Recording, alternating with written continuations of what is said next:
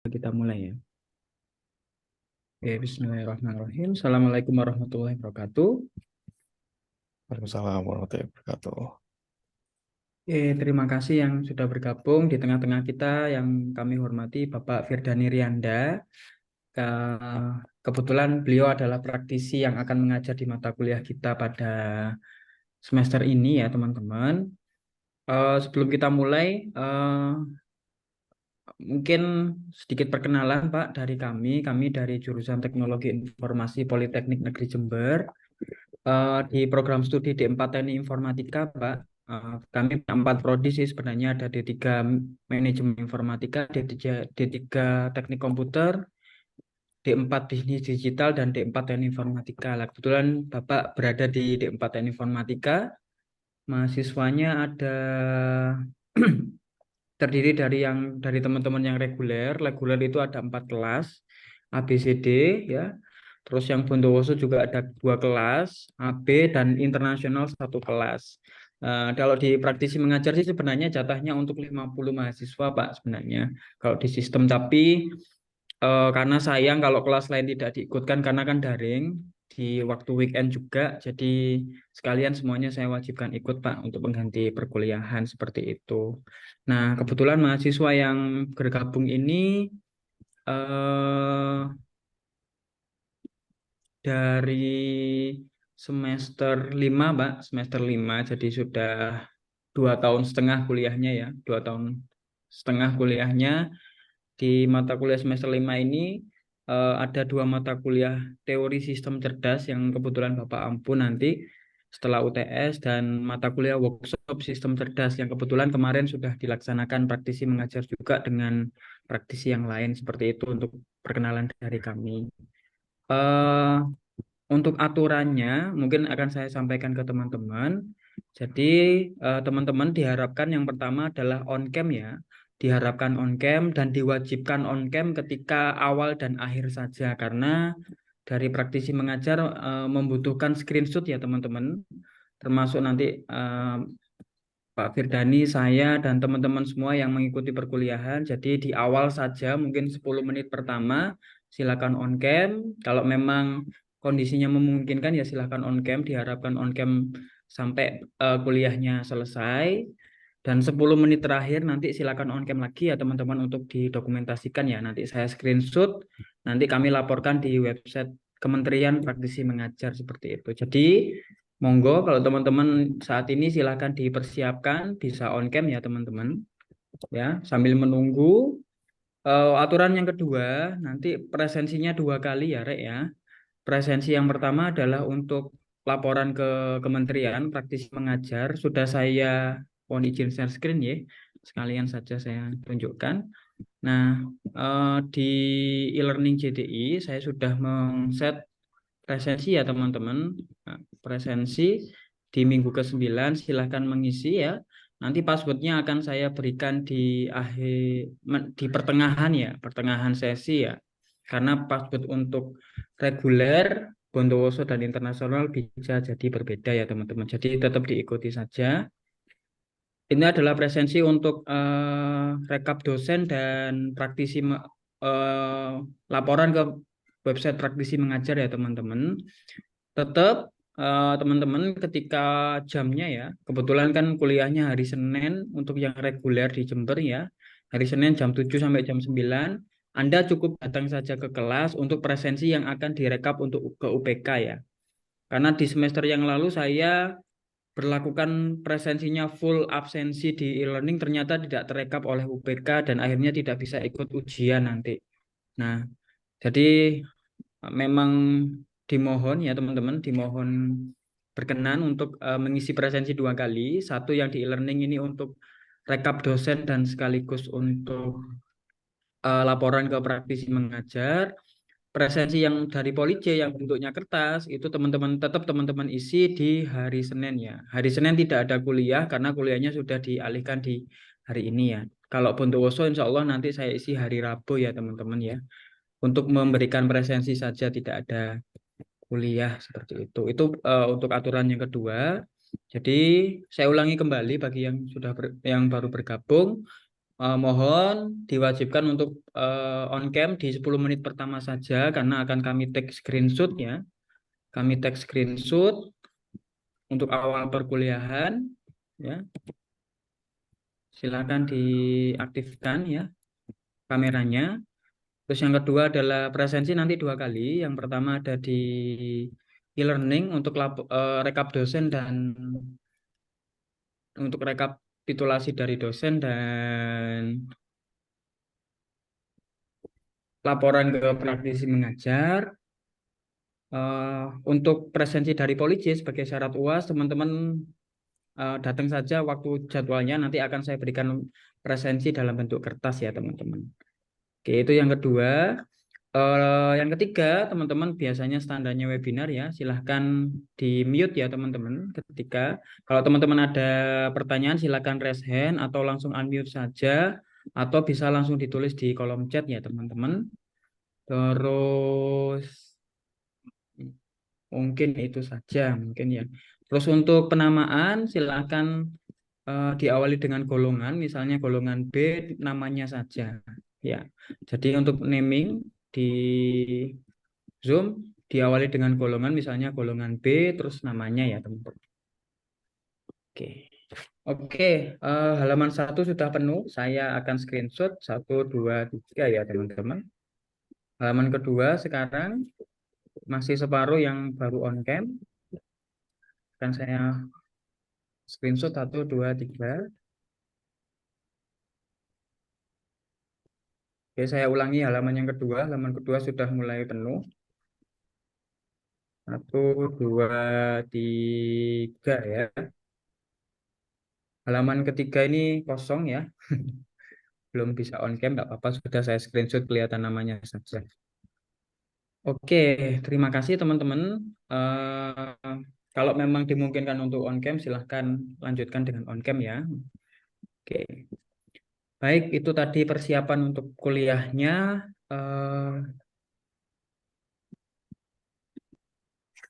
oke, kelihatan ya wajah-wajahnya, Rek. Ada yang di rumah, ada yang masih di jalan itu. Oke, bismillahirrahmanirrahim. Terima kasih atas kehadiran Pak Firdani. Pada siang hari ini kita akan melakukan kuliah ya teman-teman, karena sebenarnya praktisi mengajar adalah sebenarnya yang isi kuliah saya, Pak. Cuman karena Bapak diberikan amanah oleh kementerian untuk mengisi ya, alhamdulillah saya juga dapat bantuan. Harapannya nanti kita dapat informasi baru ya terkait dengan dunia kecerdasan buatan. Kebetulan Pak Firdani kalau saya lihat CV-nya memang beliau berkecimpung di sana sampai sekarang. Nanti lebih detailnya beliau akan memperkenalkan diri mungkin lebih detailnya. Harapannya Pak kami mendapatkan materi yang baru. Saya juga di sini juga masih belajar. Mudah-mudahan apa yang beliau sampaikan dapat bermanfaat dan beliau akan mengisi perkuliahan sampai 6 kali ya Pak. Jadi hari ini 2 jam, minggu depan nanti 2 jam dan seterusnya sampai 6 kali. Ketika beliau selesai nanti insya Allah saya akan mengisi ya sebelum UAS. Nah, perlu diketahui saya juga mohon maaf kepada Pak Firdanis dan teman-teman karena keterbatasan Zoom ya, karena semester ini ternyata kita cuma dikasih 1 akun Zoom dari Poltek. Jadi jam 8 tadi sudah ada dari TKK, jam 10 juga dipakai sama semester 3 dan kita baru bisa jam 11 ya teman-teman. Jadi mohon maaf Pak Firdani dan teman-teman semua mendekati waktu isoma ya teman-teman. Nanti mungkin bisa disambil disambi istirahat sholat dan makan ya teman-teman seperti itu. Nanti kita akan mulai dari jam 11 sampai jam 1 maksimal seperti itu. Oke, langsung saja mungkin langsung ke materi yang utama. Eh, Hari ini kita mau menyampaikan materi apa Pak Firdani? Ya, hari ini materi yang saya coba untuk jelaskan itu clustering dan klasifikasi. Uh, Hmm. Sebenarnya ini juga termasuk di sistem kecerdasan buatan atau AI. Untuk kebutuhannya sebenarnya di industri sering digunakan juga. Dan aku rasa kita juga saling sharing aja. Soalnya untuk beberapa teori saya juga ada beberapa yang sudah lupa. Jadi mungkin juga recall waktu kita saling ngasih informasi juga, ngasih slide juga uh, di dalamnya nanti ya. Jadi setidaknya saling belajar juga. Jadi open up untuk misal ada informasi atau apa yang sebenarnya saya tidak menyampaikan, tapi ada teman-teman sendiri ada yang mau menyampaikan, itu juga open. Jadi monggo disilakan juga. Jadi untuk yang pertama mungkin ya mungkin saya bisa share slide-nya sekarang Pak Ya, Angga. siap. Terima kasih, Pak. Monggo waktu dan kesempatannya kami berikan. Oke, terima kasih.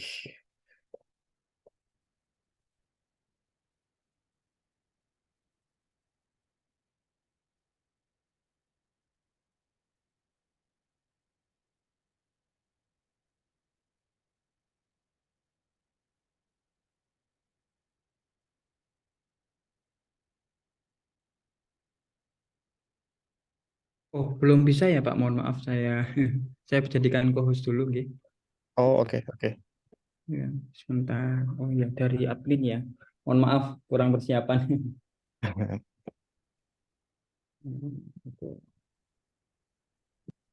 Oke, sudah, Pak. Monggo bisa dicoba.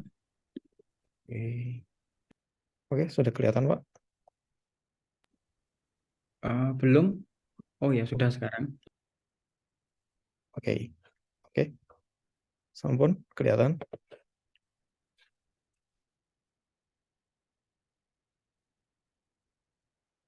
Oke, Assalamualaikum warahmatullahi wabarakatuh. Waalaikumsalam. Teman-teman udah kelihatan slide saya. Sudah Pak, sudah. Oke, ya perkenalkan nama saya Firdani Rianda Putra. Panggil saja Dani. Kebetulan saya juga di sini berikut adalah background dari pendidikan saya. Saya dulu lulus S1 di tahun 2017 di Teknik Informatik juga sama dengan teman-teman. Tapi saya lulus di Politeknik Negeri Malang. Kemudian tahun 2018 saya lanjut studi ke Taiwan untuk mengambil kuliah Biomedical Informatics. Di sana juga sebenarnya banyak ilmu teknologi yang sebenarnya di S1 itu jauh di diikuti sebenarnya kayak banyak kayak misal machine learning itu sendiri saya dapatnya di S2 malah bukan di S1. Jadi untuk praktikalnya machine learning itu sendiri terus uh, domain kita yang di fokusnya di teknik informatika ternyata bisa nyambung juga dengan domain lain, semisal di biomedis. Saat itu juga saya dapat di S2 saya. Dan kebetulan saya juga pernah jadi research assistant setelah saya lulus 1 tahun di namanya Graduate Institute of Mind, Brain, and Consciousness. Jadi kita fokus untuk meneliti tentang gimana sih perubahan uh, posisi kita waktu bangun dan tidur, kayak sistem kita punya sistem sendiri yang kita itu sebenarnya waktu bangun dan tidur itu kita punya namanya inner clock. Nah, di saat itu juga ternyata kita juga bisa menggunakan ilmu machine learning atau teknik yang diajari kita waktu di S1 untuk belajar tentang AI, kecerdasan buatan, ternyata bisa dikombinasikan dengan untuk memahami penelitian yang sekarang terjadi, misal penelitian tentang otak. Kemudian setelah saya selesai jadi research assistant di Taiwan, kemudian saya berusaha untuk pulang. Kebetulan saya rekrutan dari Taiwan. Kebetulan company saya juga buka cabang di Indonesia, jadi saya minta relokasi untuk kembali ke Indonesia. Dan sekarang posisi saya sebagai Data and Machine Learning Engineer di ICV Indonesia. Tuh. Nah, berikut itu linknya saya kalau mau connect sama saya. Terus lanjut, mungkin kita udah bisa masuk ke materi ya. Ya, actually di di materinya sekarang kita fokus di dua uh, hal, yaitu klasifikasi dan clustering. Di mana di klasifikasi itu sebenarnya adalah proses bagaimana kita mengelompokkan objek atau data ke dalam kategori atau kelas yang sudah memiliki kriteria. Jadi kita sudah mempunyai kriteria sebelumnya dan kita sudah punya data. Kemudian kita ingin mengklasifikasikan dari data kita sendiri itu ke beberapa kriteria. Contoh kalau misal di hewan, kita bisa mengkelompokkan data kita, misal dia jenisnya adalah mamalia, reptil, atau burung berdasarkan ciri fisik mereka dari jumlah kaki, warna, terus mempunyai bulu atau tidak, dan dan ya dan selanjutnya gitu. Kemudian di clustering, nah di clustering ini kita memproses pengelompokan objek atau data ke dalam kelompok-kelompok berdasarkan kesamaan karakteristik, tapi kita tidak mempunyai kriteria sebelumnya. Jadi kita tidak punya label dalam data kita itu sendiri, dan kita meminta pertolongan dari model dari clustering untuk mengelompokkan data kita. Pada contohnya kita di perusahaan misal kita punya data pelanggan, dan kita ingin mengclustering data pelanggan kita, mengidentifikasi mana sih pelanggan yang suka untuk beli sampo, misal, kemudian untuk membeli gadget, dan kita bisa mengclustering beberapa pelanggan-pelanggan tersebut. Terus kita juga di e-commerce, sistem itu juga bisa digunakan untuk memberikan email produk baru untuk mereka yang biasanya sudah punya segmentasi pelanggan. Contoh, pelanggan A suka dengan produk teknologi atau hardware atau komputer. Kemudian kita kirim news ke email mereka tentang produk-produk tentang komputer atau teknologi yang baru. Kemudian dalam ilmu komputer, pemahaman clustering dan klasifikasi bisa kita lihat juga dari dalam kehidupan ilmu komputer dan kehidupan sehari-hari. Di ilmu komputer sendiri, ya penggunaan clustering dan klasifikasi itu merupakan fondasi untuk machine learning dan kecerdasan buatan. Jadi termasuk di subdomain of machine learning untuk clustering dan klasifikasi, tapi mereka punya perbedaan. Nanti perbedaan kita bisa jelaskan di slide selanjutnya. Dan kebutuhan untuk clustering dan klasifikasi sebenarnya adalah untuk mempermudah kebutuhan kita dalam membuat komputer itu belajar dengan pola data yang kita punya.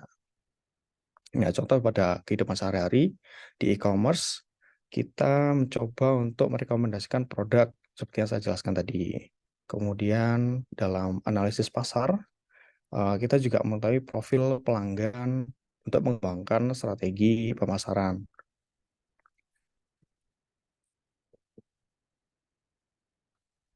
Oke, sekarang kita coba untuk fokus di klasifikasi. Ya, untuk definisi klasifikasi, oh saya tipu ya.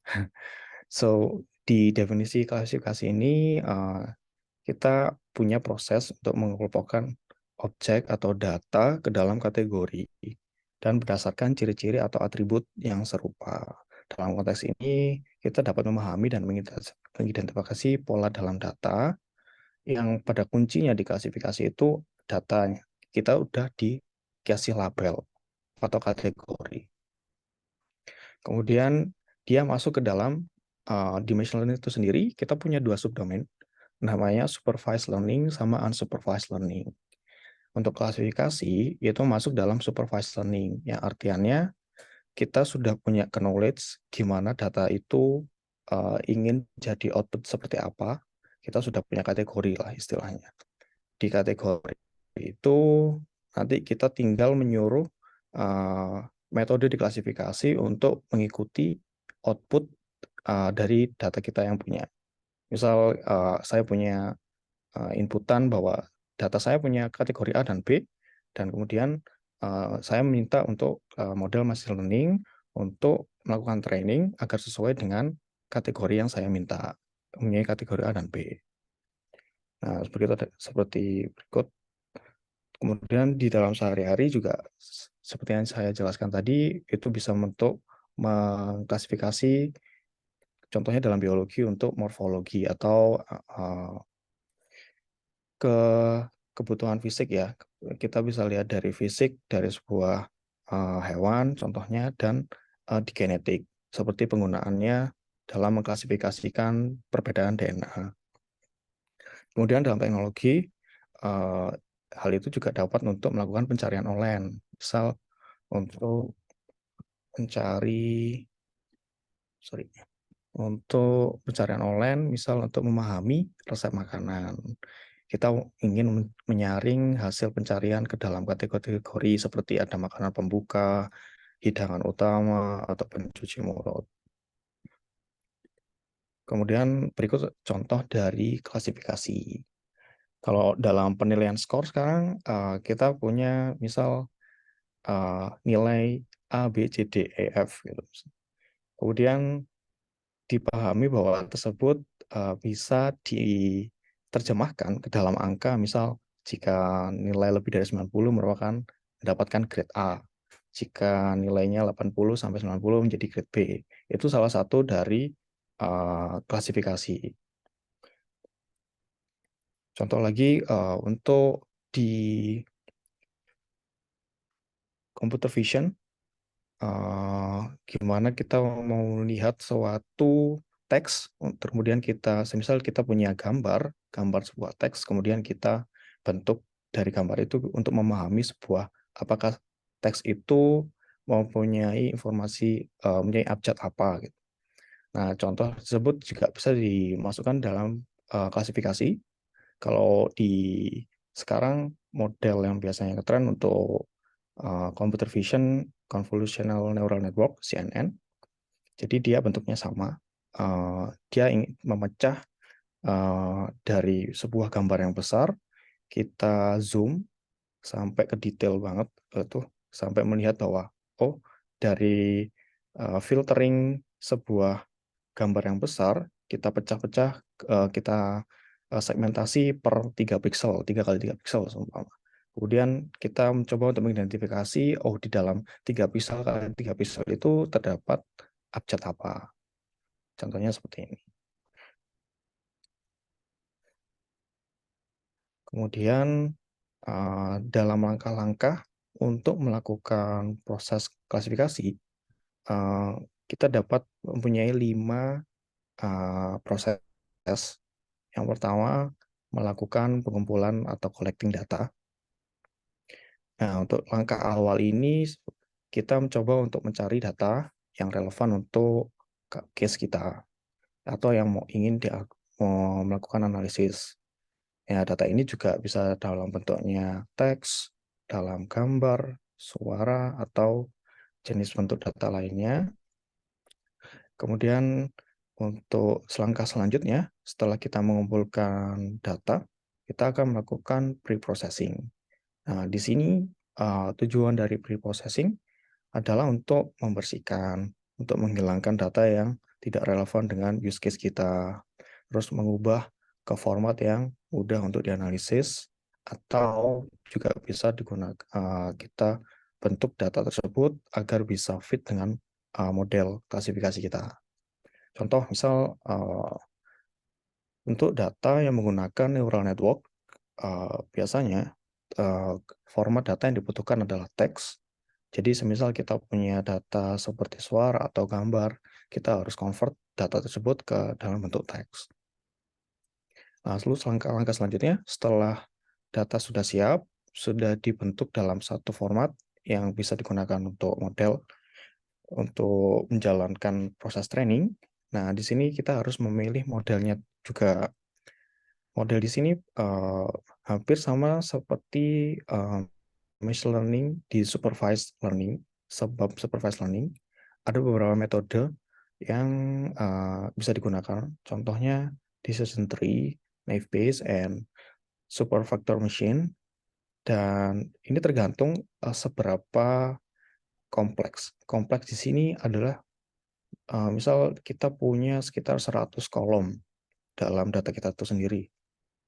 Berarti kita tidak bisa menggunakan jenis model yang sederhana. Contoh sederhana itu misal linear regression, logistic regression, itu merupakan metode statistik yang tidak digunakan untuk melakukan klasifikasi untuk jumlah kolom yang banyak atau data yang banyak. Ya, jadi kita melihat kompleksitas dari masalah itu melihat data kita lagi. Apakah data kita itu sebenarnya butuh model yang super advance kayak menggunakan neural network, atau cukup dengan metode yang sederhana, misal logistic regression, linear regression, Scholastic Gradient Descent, SGD, atau Decision Tree. Decision Tree termasuk dia model klasifikasi yang mudah untuk digunakan untuk data yang mudah juga. Lalu selanjutnya setelah sudah yakin dengan model yang dipilih, kita mencoba untuk mentraining model kita dengan data yang kita punya. Ya, di sini di proses namanya training, di mana kita kayak memasukkan data kita ke model, kemudian kita lihat apakah outputnya bagaimana nih outputnya, apakah sesuai dengan ekspektasi kita yang kita sudah punya klasifikasi data, dan kita bandingkan hasil dari training dengan data yang kita punya, kategori yang kita punya, output yang sudah kita punya. Nah, kemudian kita lakukan pengujian, testing, dan evaluasi. Nah, di sini juga proses di mana hasil training tadi yang kita masukkan ke dalam model, terus kita bandingkan dengan output yang sudah kita punya. Nah, di sini testing bisa dua jenis dan evaluasi ya. Testing yang sebenarnya kita sudah kasih tahu outputnya ke model tersebut. Kemudian ada lagi yang kita tidak ngasih tahu output dari keluaran. Semisal kita punya data nih, tapi kita tidak masukkan ke dalam training. Jadi kalau misal kita punya 100 data, aku hanya inputkan data itu 70 aja. Terus 30 nanti aku lakukan untuk testing.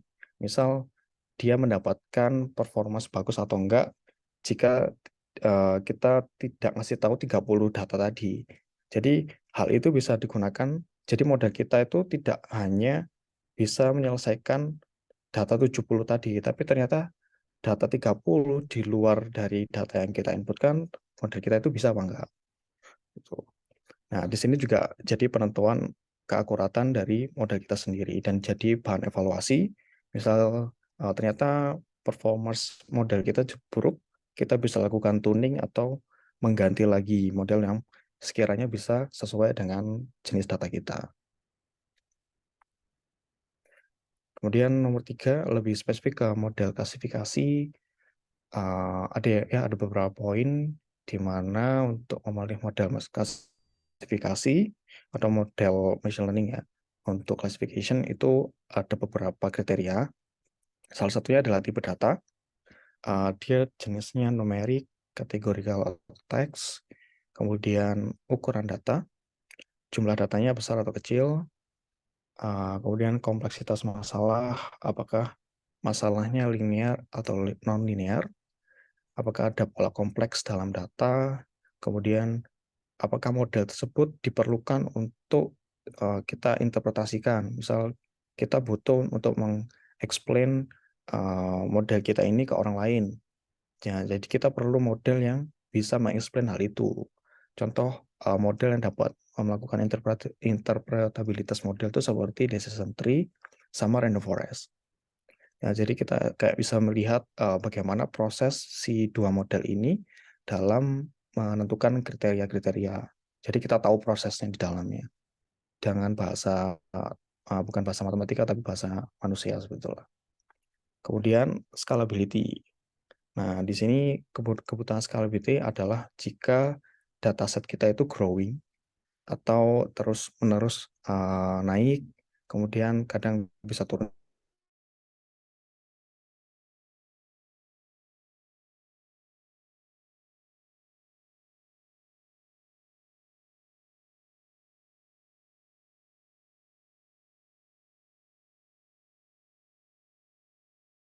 Mode yang bisa digunakan untuk mengevaluasi model kita. Salah satunya akurasi, presisi, recall, atau F1 score. Mungkin untuk lebih detailnya ini nanti bisa dijelaskan di pertemuan selanjutnya. Kemudian melatih atau mentraining model. Setelah kita memilih model dari klasifikasi kita yang kita kira sudah sesuai, langkah berikutnya adalah melatih atau menggunakan data pelatihan, training data. Di sini nih, untuk melatih model melibatkan proses di mana algoritma belajar dari data dan menyesuaikan parameter internalnya. Untuk memahami pola-pola yang ada dalam data, ada beberapa konsep penting dalam pelatihan model. Contohnya fungsi tujuan. Uh, ini digunakan biasanya untuk neural network, di mana di dalam neural network itu sendiri dia mempunyai namanya loss function. Jadi jika nilai dari loss function ini tinggi dalam melakukan proses training, berarti yang hasil yang kita harapkan itu jauh atau akurasinya masih jauh dari yang kita harapkan. Jadi misal jika loss function ini nilainya berkurang hingga titik nol misal, itu berarti model kita sudah sangat bisa mengkategorikan atau sudah mengikuti proses training dan sudah sesuai dengan output yang kita harapkan. Lalu ada namanya algoritma optimasi. Di algoritma optimasi ini biasanya kita merubah parameter yang di dalam model machine learning itu sendiri. Misal ada alpha atau beta, dan ini juga biasanya digunakan untuk di model yang sederhana, model statistika, seperti linear regression atau logistic regression, atau ada gradient descent namanya.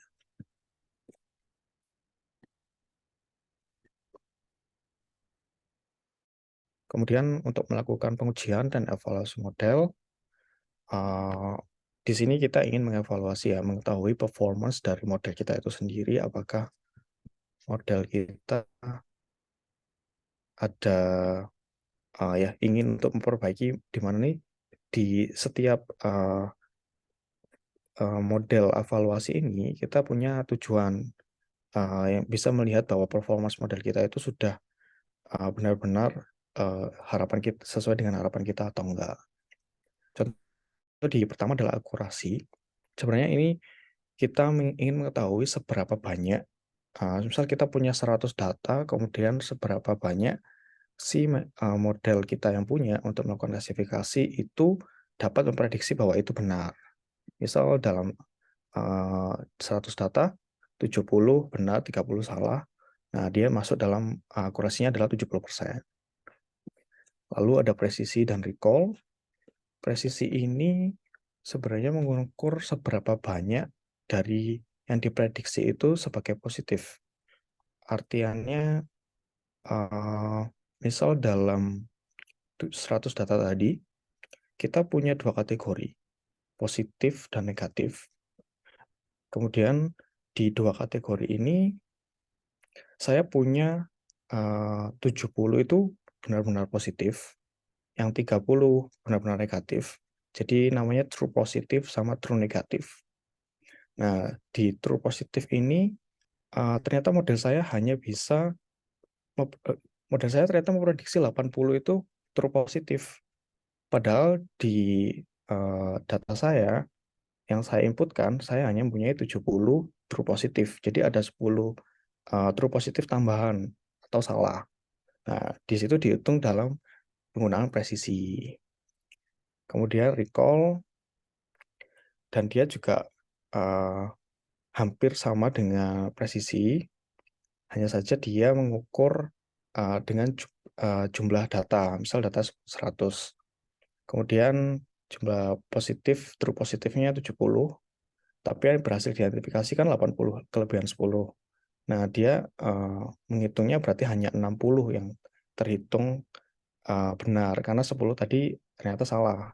Jadi sebenarnya ini nanti bisa dijelaskan lebih detail, karena ada perhitungannya, dan dia juga berkorelasi dengan confusion metric. Jadi untuk penghitungan antara akurasi, presisi, recall, dan F1 score, kita bisa menghitung dari confusion matrix. Jadi confusion matrix ini punya empat variabel. Yang pertama variabelnya true positif, yang kedua true negatif, yang ketiga false positif, yang keempat false negatif. Hal empat ini kayak fondasi di dalam machine learning untuk melakukan evaluasi dalam model. Jadi kalau sudah bisa confusion matrix, kemungkinan untuk perhitungan akurasi dan precision recall itu mudah. Kita udah bisa menghitung sendiri karena yang penting sudah memahami 4 konsep tadi, true positif, true negatif, false positif, false negatif. Nah, kemudian untuk F1 score dan kurva erosi dan AUROX itu sebenarnya adalah untuk kebutuhan visualisasi dari performance kita yang bisa kita tunjukkan ke khalayak orang, ke banyak orang.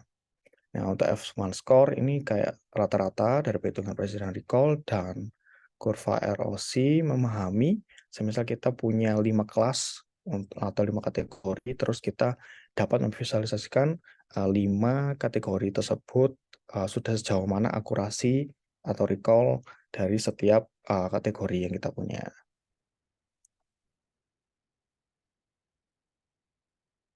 Kemudian kita coba untuk punya studi kasus. Di sini kita mau melakukan deteksi sentimen terhadap ulasan pelanggan, semisal di dalam website kita itu e-commerce. Yang pertama, mungkin pengumpulan data sebagai fondasi ya, untuk kita ingin membuild use case kita itu apa, jadi kita harus bikin data kita itu, intinya memperbanyak data kita dulu dari berbagai sumber. Contoh, data kita bisa datang dari e-commerce, aplikasi mobile, atau media sosial. Kemudian kita melabeli setiap ulasan yang diberikan oleh customer. Apakah ulasan tersebut positif atau negatif. Atau bisa dikatakan netral juga. Nah, di sini kita kayak menggunakan database dari bahasa Indonesia yang kita sudah kelompokkan. Semisal verb ini adalah bermaksud menyatakan positif. Semisal, oh ternyata produk saya bagus dan saya suka, ya, misalnya itu termasuk dalam kategori positif. Ternyata negatif, saya kurang suka dengan produk ini. Ternyata unpackingnya banyak berantakannya, gitu. Kita masuk apa namanya, ulasan negatif. Jadi kita mengelompokkan tersebut, lalu setelah kita sudah mengelompokkan setiap komen tadi, berarti kan kita dalam melakukan pengumpulan data juga membuat dataset juga ya.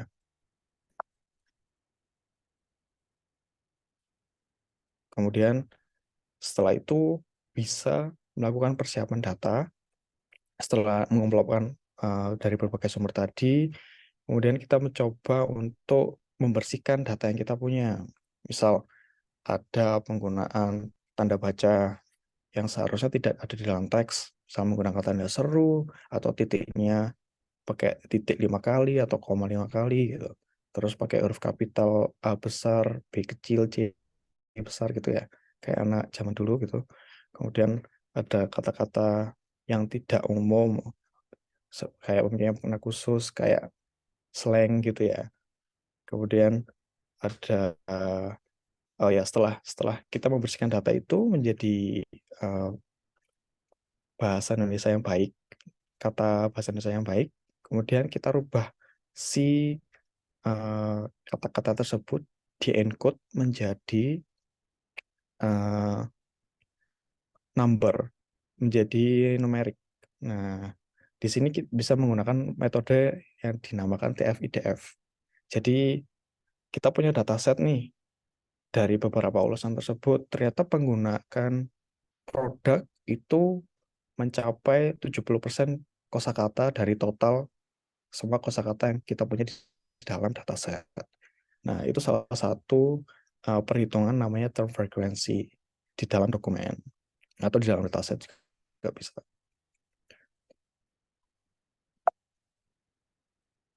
Lalu memilih model klasifikasi karena kita mengkodekan bahasa teks tadi menjadi semisal numerik, berarti kita harus memilih metode yang bisa menggunakan metode numerik juga.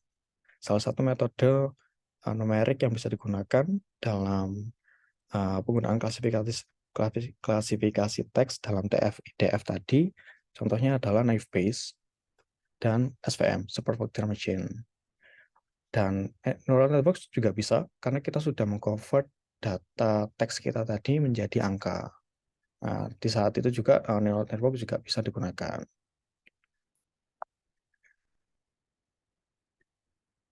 Kemudian melatih model. Setelah kita sudah siap, datanya sudah memilih modelnya, berarti kita melakukan training kepada model tersebut. Nah, di training ini dapat dipelajari menggunakan dataset ulasan yang telah dipersiapkan, yang sudah kita lakukan di proses pertama dan kedua, preparation. Kemudian algoritma yang bisa mempelajari pola kata-kata dan frasa, ya, yang berkorelasi dengan sentimen positif negatif yang sudah kita bikin tadi. Kemudian di dalam proses ini kayak kita waktunya biasanya lama untuk melakukan training model, apalagi dengan model-model yang advance kayak neural network. Misal dalam 1000 kata atau 1000 dataset, kemudian kita ingin melakukan training, tapi di dalam neural network itu sendiri ada namanya epochs dan batch size. Nah, di epochs ini dia kayak melakukan iterasi training.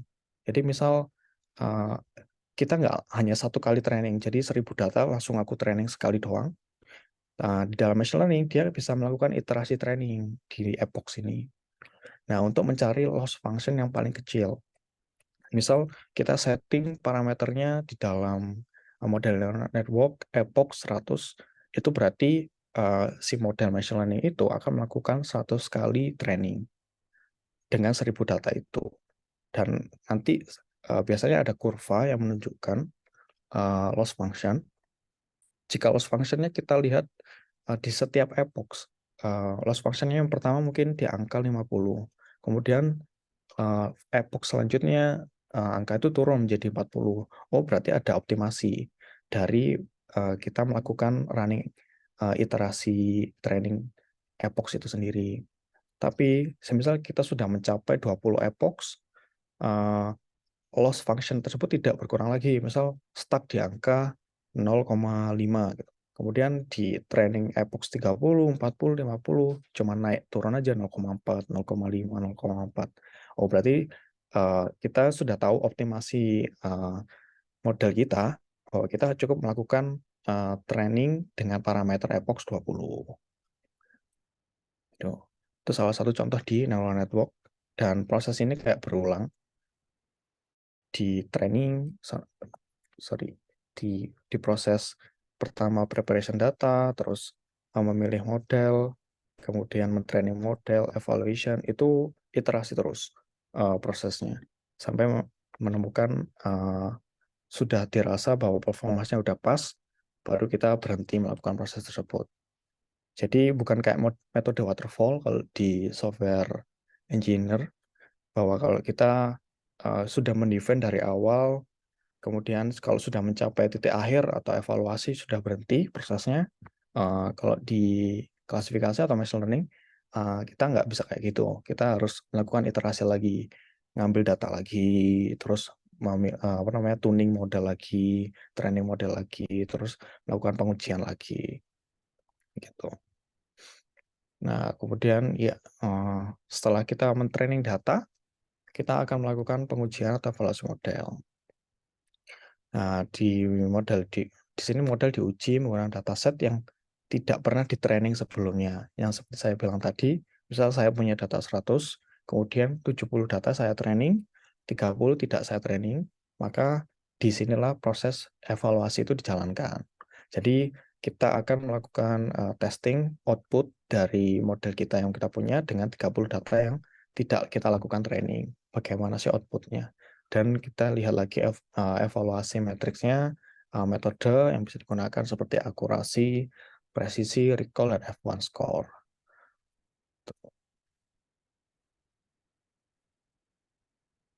Nah, lalu semisal kita sudah selesai, kita sudah mendapatkan model yang kita kira udah cukup pas, sudah akurasinya di atas 80, terus area under curve ROC-nya itu misal udah diangkat di atas 90%. Jadi hal tersebut kita bisa menggunakan model machine learning ini ke penggunaan di dunia nyata.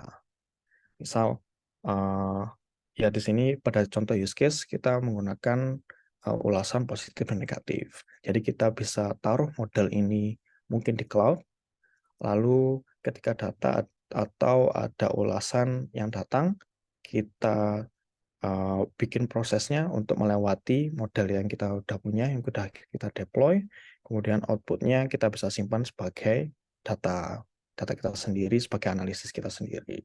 Di dalam perusahaan biasanya seperti itu. Nah, kemudian monitoring itu juga penting.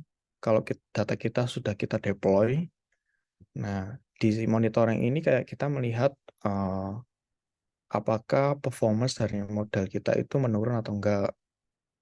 Kemudian kita perlu untuk apakah di model yang kita deploy di internet itu di cloud, dia ternyata consuming time-nya lebih panjang. Oh, berarti ada yang model kita ketika masuk dengan data yang lebih banyak mempunyai masalah. Ada namanya masalahnya itu scalability. Jadi ketika data yang datang lebih banyak, dia akan berasa slow. Nah, di situ perlu dilakukan scalability, yaitu mungkin menambah model baru dengan uh, ya intinya menambah workers ya. Ya, misal aku hanya punya satu model, tapi inputan datanya per 1 menit itu ternyata 1.000. Dan itu ternyata consuming time-nya lebih tinggi. Dan akhirnya nggak catch up kalau ada data yang baru, akhirnya ada delay di sana, maka kita mencoba untuk menduplikat model kita yang punya, misal dalam satu model bisa mengakses 500 data dalam 1 menit. Nah, seperti hal itu jadi masalah untuk bisa menyelesaikan masalah dari scalability. Kemudian hal itu juga dapat kita lakukan dengan pemantauan tersebut. Dan ya untuk pemuktahiran peningkatan model juga bisa. Misal ternyata akurasi kita, model kita itu turun setelah beberapa bulan. Gitu. Misal dalam 3 bulan, oh data kita ternyata turun ya akurasinya gitu. Nah, hal itu berarti kita harus melakukan proses yang awal tadi, training ulang, terus pemilihan model baru atau tuning dari parameter yang kita punya, kemudian lakukan evaluasi lagi, apakah sudah mencapai akurasi yang kita inginkan, misal di atas 80%. Nah, hal itu di-maintain biasanya sama machine learning engineer kalau di perusahaan. Nah, kalau fokusnya mereka adalah gimana sih model ini tetap berjalan. Kayak saya sekarang lebih fokus di machine learning. Semisal ketika uh, model saya lagi turun akurasi atau presisinya, dan kemudian outputnya tidak sesuai, saya harus melakukan training ulang lagi. Nah, training ulang lagi ini biasanya uh, cukup mengkonsum time, dan kadang kita tetap membiarkan model kita yang lama itu di cloud atau di production, sementara kita melakukan training dengan model awal. Jadi harus tetap jalan, sehingga datanya itu tidak boleh berhenti di situ aja. Waktu kita, uh, karena proses training ini membutuhkan kekuatan hardware. Misal kita punya GPU apa NVIDIA GTX 1050 gitu. Ternyata tuningnya untuk GTX 1050 ini 1.000 data dalam 1 menit itu bisa. Nah, ternyata data yang income ternyata 2.000 nih. Berarti nambah hardware ya. Nah, kalau di sini kebutuhan cloud itu lebih enak. Kalau kita mau switching uh, hardware kita, misalnya nambah ke GTX 1050 Ti gitu. Nah, dengan upgrade dari hardware itu sendiri, switching di cloud lebih gampang. Kalau di on-prem atau di local server, itu consuming time-nya jauh lebih banyak. Karena harus apa namanya ngulik dengan hardware-nya dulu. Tapi kalau di cloud kan kita cuma setting aja. Oh, aku mau rubah uh, engine kita jadi yang lebih baru lagi gitu. Kemudian penerapan modelnya ya sebenarnya ini untuk kebutuhan bisnis. Semisal dari sentimen pelanggan tadi, kita pengen merancang uh, strategi bisnis baru atau merancang produk baru. Nah, dari data tersebut kita bisa dapat informasi tambahan atau mendapatkan data tambahan juga. Oke, sepertinya dari klasifikasi tadi, apakah ada yang ingin ditanyakan?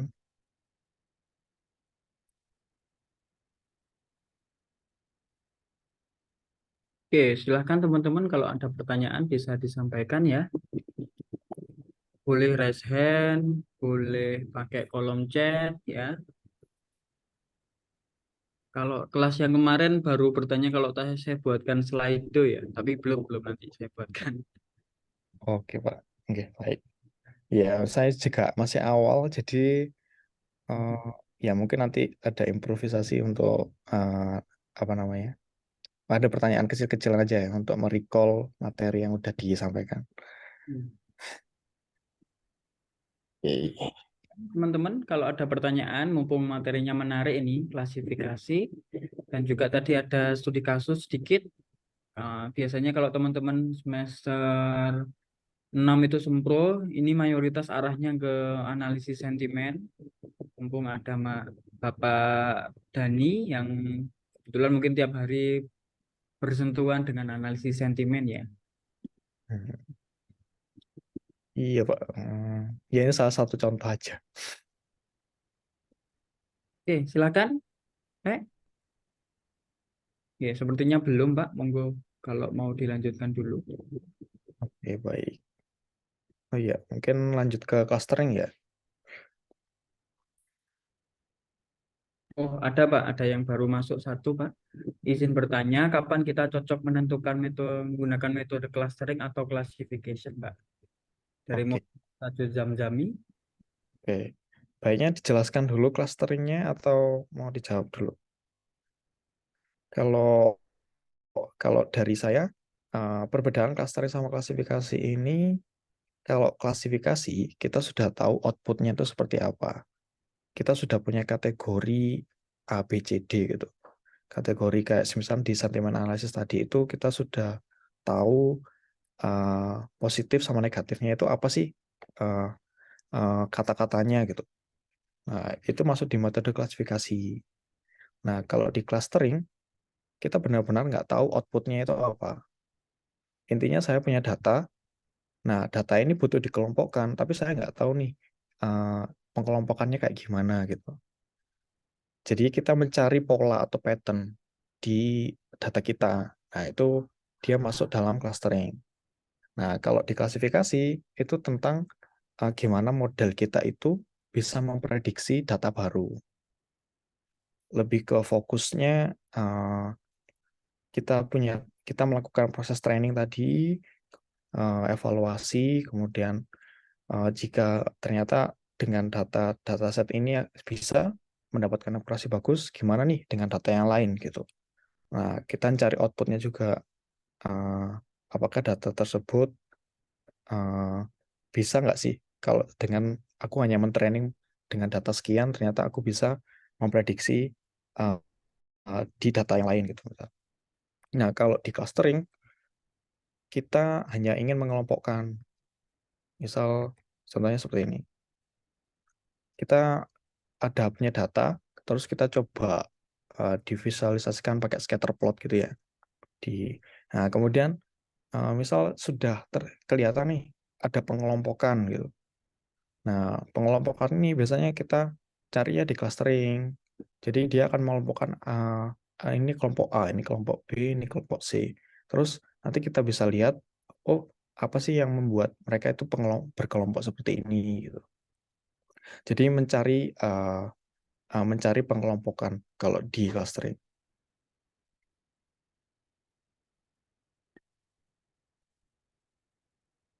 Oke. Tajud Zamzami, apakah sudah cukup atau ingin ada yang ditanyakan? Silakan. Atau ada yang lain, monggo. Oh, sudah, silakan. Ada yang lain? Apakah ingin bertanya terkait dengan klasifikasi dulu? Eh? Mungkin ini pemanasan ya Pak Firdani ya. Mungkin akan ada sesi baru yang menjelaskan lebih detail nanti terkait dengan klasifikasi. Iya. Jadi lebih ke kita screening awal apa sih di klasifikasi dan clustering. Nanti bisa lebih dalam mungkin di materi selanjutnya prosesnya gimana di klasifikasi itu uh, hands on-nya mungkin ya contoh-contoh lebih jelas dan lebih spesifik lagi ya untuk gimana training, terus evaluasinya juga gimana, perhitungannya gimana. Iya. Kalau memang belum ada yang ditanyakan, monggo Pak, bisa dilanjut dulu. Baik Pak. Ya mungkin saya lanjut ke clustering. Nah di sini clustering itu adalah teknik analisis data yang bertujuan untuk mengelompokkan objek atau data ke dalam kelompok-kelompok tertentu yang mereka tuh memiliki karakteristik yang sama. Jadi melihat dari kesamaan yang sering diukur. Dan biasanya kalau di perhitungannya itu menggunakan namanya jarak Euclidean atau bisa juga menggunakan jarak Manhattan, yaitu mengukur seberapa mirip dua objek uh, dalam dua ruang. Nah, pada contohnya seperti ini. Jadi kayak kita nyari uh, titik tengahnya di mana, lalu nanti semisal titik tengahnya di angka 1,5 sampai 0,5 nih di sini. Nah, terus kita ingin melihat seberapa dekat mengelompokkannya. Ya intinya itu sih, bahwa objek-objek dalam satu kelompok bisa mirip satu sama lain. Dan clustering sendiri itu membantu dalam mengidentifikasi struktur dalam data, dalam menghasilkan pola-pola yang tidak terlihat dengan jelas dalam data mentah. Oke, kenapa clustering itu penting? Karena penggunaan clustering itu cukup luas. Salah satunya di segmentasi pelanggan, kemudian di analisis genetika yang uh, lebih rumit lagi untuk mengclustering. Kemudian kita dapat mengelompokkan data sensor, pengenalan pola dalam citra dan teks, dan sebagainya. Dalam biasanya dengan dunia yang banyak data, untuk kita cepat menganalisis, kita cukup masukkan data tersebut ke clustering model, kemudian nanti biar si clustering model ini yang memberikan pemahaman ke kita untuk menyederhanakan kompleksitas atau mempercepat proses dalam analisis. Tujuan clustering juga seperti yang saya jelaskan tadi ada pengidentifikasian tentang pola dan struktur di bisnis biasanya di segmen untuk menggunakan segmentasi pelanggan untuk memahami perilaku pelanggan dan mengelompokkan mereka ke dalam segmen-segmen, contoh berdasarkan preferensi belanja atau kebiasaan belanja. Ini mungkin perusahaan untuk merancang strategi pemasaran yang lebih terarah dan efektif, kemudian meningkatkan pengambilan keputusan untuk mau cepat memahami struktur dalam data, organisasi, kemudian kalau di bisnis retail, clustering dapat membantu toko menentukan susunan produk yang optimal berdasarkan preferensi pelanggan di setiap kelompok. Jadi misal kita punya data, terus penjualan yang paling sering dibeli misal sampo X. Jadi kita taruh sampo X ini di paling depan atau yang di paling belakang. Tujuannya agar kalau kita ditaruh di paling depan, otomatis uh, si produk ini ketika orang sudah menemukan, dia langsung cepat untuk uh, langsung cepat untuk check out ya, langsung ke kasir lah. Nah, bisa kalau kita tahu nih bahwa si sampo X ini sering banget dibeli pelanggan, kita taruh di paling belakang. Jadi customer otomatis melihat uh, produk yang lain dulu. Nah, itu salah satu uh, uh, strategi di marketing.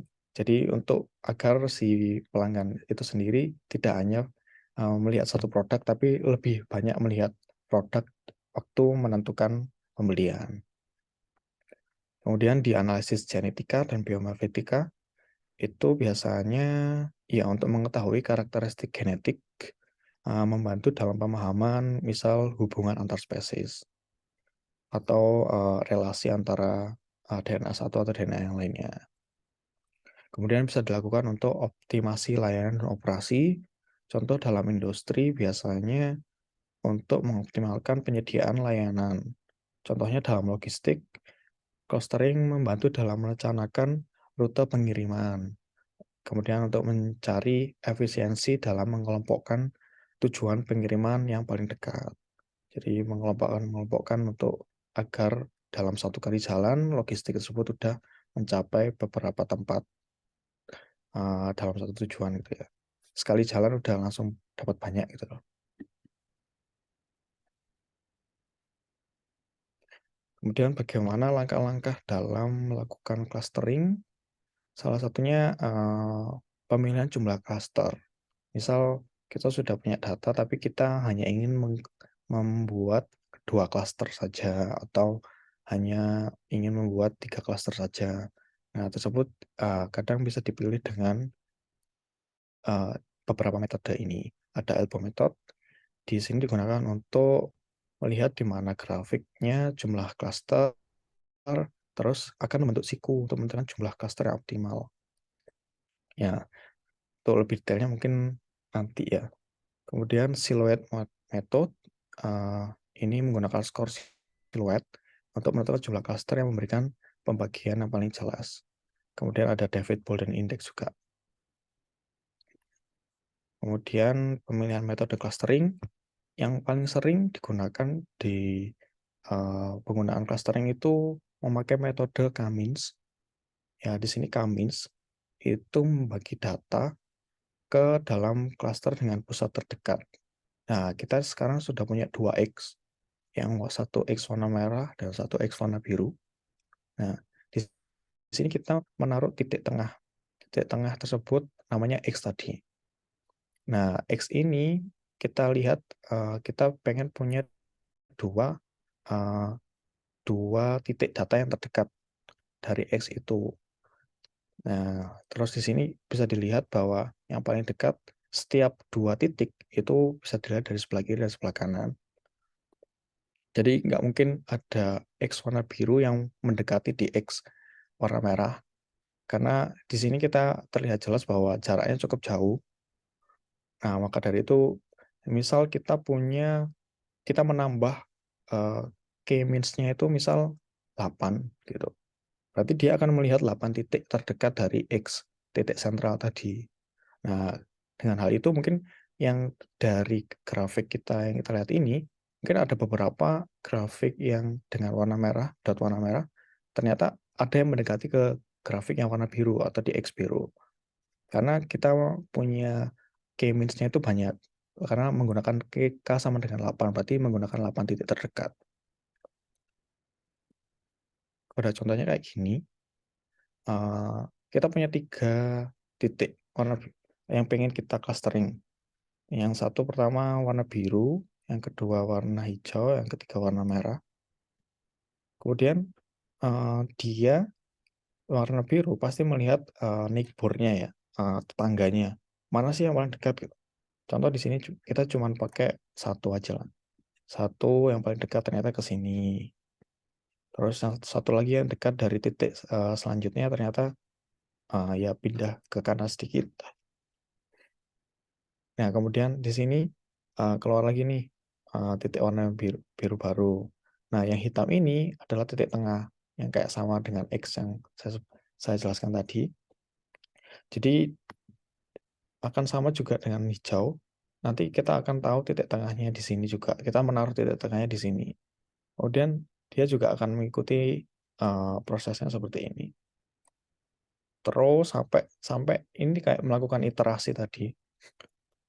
Kayak dalam klasifikasi itu kayak epoch. Jadi kita melakukan iterasi berapa kali sampai mungkin 100 kali iterasi kita menemukan konsistensi datanya itu seperti ini. Apa namanya? Pemecahan graf pengelompokannya. Sudah kategori seperti ini, kita rasa udah cukup untuk bisa mengklasifikasikan, mengclustering. mengelompokkan, kemudian ya seperti itu. Lanjut ke pemilihan fitur dan atribut. Analisis fitur, di sini memilih atribut yang paling relevan dan setelah selesai dengan metode clustering tadi ya, kayak K-means salah satu contohnya, kita bisa analisis hasil clusteringnya. Contohnya menggunakan atribut yang paling relevan dan bermakna. Di sini salah satu contohnya misal kita punya 4 kolom. Kita punya 4 atribut lah. Atribut, misal kalau di biologi kita punya atribut jumlah kaki, terus warna, terus jumlah apa lagi ya? Mempunyai bulu atau tidak, terus apa gitu. Nah, terus di sini kita mencari yang atribut yang kiranya relevan dengan use case kita. Misal saya ingin melihat primata dengan kaki 4 misal. Berarti kita hanya cukup melihat atribut dengan kolom jumlah kaki gitu. Nah, di sini yang dimaksud dengan atribut itu. Jadi kita memilih kolom atau atribut yang dikiranya yang paling sesuai dengan use case kita yang ingin kita kategorikan. Kemudian ada namanya lagi reduksi dimensi. Nah, di sini kayak misal kita punya 10 atribut, kemudian ada cara untuk menyederhanakan 10 atribut tersebut menjadi mungkin hanya 3 atribut atau 2 atribut. Kalau proses seperti ini, kita menggunakan model yang namanya PCA. Jadi PCA ini Principal Component Analysis. Kita nggak bisa melihat menjelaskan gimana dia menyederhanakan dengan bahasa manusia ya. Tapi kita bisa tahu, oh ternyata dengan metode ini tuh dari 10 atau 20 atribut yang kita punya, kita bisa menyederhanakan hanya 2 atau 3. Nah, di sini menggunakan namanya reduksi dimensi. Jadi kayak melihat perspektif yang berbeda gitu. Kayak semisal kayak kita punya ruang X, Y, dan Z. Jadi hitungannya seperti kita tahu panjang, tinggi, panjang, lebar, tinggi. Berarti kan ada 3 dimensi yang dilihat. Nah, di PCA ini kayak kita cuma melihat panjang dan lebar doang. Tinggi nggak dilihat. Nah, maksudnya mereduksi dimensi itu. Jadi dari 3 dimensi yang kita lihat, kita menjadi hanya melihat 2 dimensi. Nah, dengan proses ini kita tahu mungkin akan lebih cepat untuk mendapatkan kategori atau melakukan clustering dengan analisis seperti ini. Jadi kayak mengurangi, ya intinya mengurangi jumlah atribut tadi sih. Kemudian ada normalisasi atau standarisasi. Penggunaan normalisasi atau standarisasi ini, misal kita punya data angka dari 0 sampai 1000. Kemudian variasi data kita ternyata tinggi gitu. Kan dari 0 sampai 1000, kalau kita ingin visualisasikan, misal kalau ada atribut yang mungkin hanya 0 sampai 5, max and minimum values-nya ya. Kemudian ada atribut 0 sampai 1000. Di sini kan ada kesenjangan yang sangat beda ya antara atribut A dan B. Nah, lebih baik coba kita untuk melakukan normalisasi atau standarisasi. Namanya scaling kalau di Python. Nah, di sini penggunaan si normalisasi ini dari angka 0 sampai 5 mungkin kita sederhanakan aja lah 0 sampai 1 aja. Berarti kan values dari 0, 1, 2, 3, 4, 5 bisa jadi 0, terus 0,2 setengah, 0,5, 0,5 setengah, 0,7, dan bla bla. Jadi hanya range values-nya itu kita perkecil hanya dari 0 sampai 1. Kemudian yang 0 sampai 1000 kita perkecil juga angkanya jadi 0 sampai 1 juga misal. Jadi dari semisal angka 999 jadi cuma 0,9999. Nah, nanti dengan cara ini juga salah satu untuk mempermudah kita melakukan pemilihan fitur atau atribut di clustering. Kemudian yang saya jelaskan tadi tentang inisialisasi cluster itu memilih titik tengah, titik awal kalau dalam metode K-means. Yang tadi kayak yang titik hitam atau titik hijau ini itu termasuk dengan pemilihan centroid. Tadi titik tengah.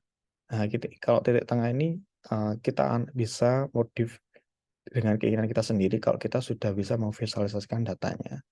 Jadi data yang masuk dicoba divisualisasikan dulu, terus nanti kita coba, oh titik tengahnya di sini mungkin. Nah, tuningnya di titik tengah centroid tadi. Kemudian ada visualisasi cluster. Nah, di sini untuk mempermudah kita untuk melihat pengelompokan data kita. Seperti kita udah mencoba di visualisasikan dengan scatter plot atau dengan tipe-tipe visual yang lain atau diagram yang lain. Kemudian kita coba kita interpretasikan hasil dari clustering itu udah benar nggak sih gitu dengan warna yang berbeda. Untuk clustering hasil A dan B dengan warna yang berbeda, biru dengan hijau, apakah sudah sesuai dengan pengelompokan yang kita inginkan. Misal ternyata ada yang hijaunya itu di titik biru yang paling tengah gitu. Berarti ada yang salah dalam uh, analisis clustering kita. Mungkin kita harus tuning lagi titik centroidnya atau ada parameter yang sekiranya terlalu variasinya berbeda. Misal kayak penggunaan KNN tadi, ternyata kita terlalu banyak melihat penggunaan KNN-nya, K-nya itu tadi, misal menjadi dari yang mungkin 5 sudah bagus, penggunaan 5 KNN-nya udah bagus, ternyata kita pakai 10. Nah, itu berarti kita bisa kurangi, kita tuning lagi parameter dari clusteringnya. Jadi penggunaan visualisasi itu penting di clustering untuk melihat hasil kita itu, interpretasi hasil kita itu udah sesuai bagus apa enggak. Ya, untuk penerapan clustering dalam dunia nyata sama bisa digunakan untuk segmentasi pelanggan. Di sini bisa mengelompokkan pelanggan berdasarkan perilaku pembelian atau preferensi produk atau demografis. Manfaatnya ya kembali lagi untuk perusahaan dapat merancang strategi pemasaran yang lebih terarah, memberikan penawaran yang disesuaikan dan meningkatkan kepuasan pelanggan.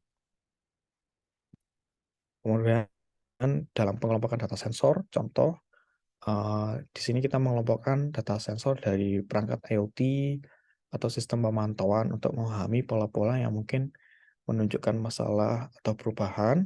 Manfaatnya dapat digunakan dalam pemantauan peralatan industri, contoh jaringan sensor nirkabel atau jaringan internet itu, fiber optik.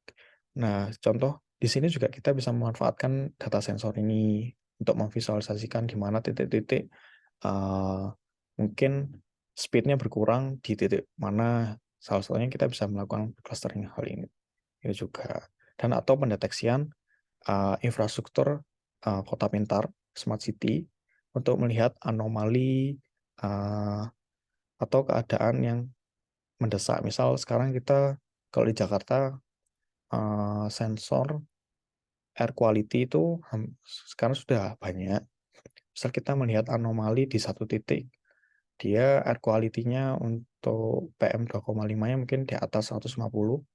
Ternyata di neighbor-nya, di sekitaran si titik ini, yang angka 150 mungkin cuma 25 atau 30. Nah, di situ juga disebutkan bahwa terdapat anomali data. Bisa jadi kita harus melihat titik tersebut. Titik tersebut apakah sensornya bermasalah atau enggak. Nah, itu salah satu contoh penggunaan clustering juga. Jadi, misal kita punya ribuan titik, terus kemudian mungkin dengan penggunaan clustering ini, kita bisa lebih cepat mengidentifikasi ribuan titik itu untuk melihat anomali data atau ya identifikasi anomali data biasanya.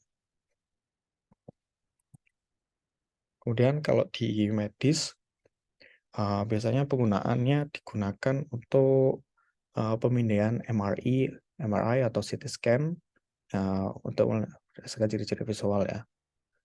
Tapi ya kalau ini mungkin sebagai preliminary atau assumption dari mesin untuk membantu misal dokter mendiagnosis suatu uh, ke keanomalian gitu ya.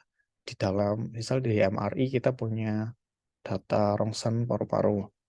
Kemudian uh, data tersebut ternyata nggak satu uh, foto rongsen doang. Misal kita punya 20 rongsen dari berbagai berbagai pelanggan, sorry, berbagai apa itu perawat.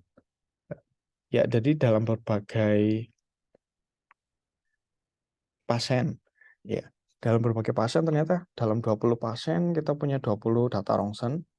Nah, di hal tersebut kita mencari anomali, misal mana nih yang sekiranya eh, bentukan paru-parunya berbeda dengan yang lain. Gitu, misal ada anomali dalam bentuk parunya dengan dibandingkan dengan orang lain gitu. Hasil langsung dengan orang lain itu juga salah satu dapat penggunaan clustering untuk melihat eh, kayak pre-early diagnosis dari dokternya untuk membantu misal dokternya oh aku punya 50 data yang harus aku screening awal kemudian dibantu dengan clustering dia udah tahu oh ini yang kemungkinan 3 atau 4 yang terdeteksi yang perlu dilihat lebih dalam kondisi paru-paru rongsennya gitu. Jadi memaham, mempercepat dan juga membantu untuk uh, memahami gambar dari MRT atau CT scan tersebut. Baik, ya I think ya saya rasa sudah di ujung Pak. Ini ada beberapa pertanyaan yang mungkin untuk merecall teman-teman juga kiranya untuk memahami klasifikasi dan clustering mungkin bisa dijawab.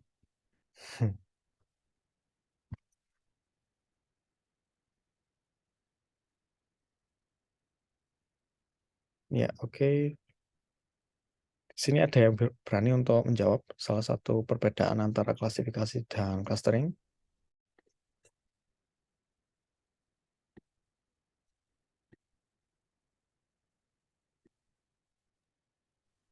Silahkan mahasiswa, apakah ada yang bisa menjawab? Ini malu-malu sepertinya Pak. Kalau memang tidak, oh ada satu Pak yang resen Pak. Oh ya, Monggo. oh,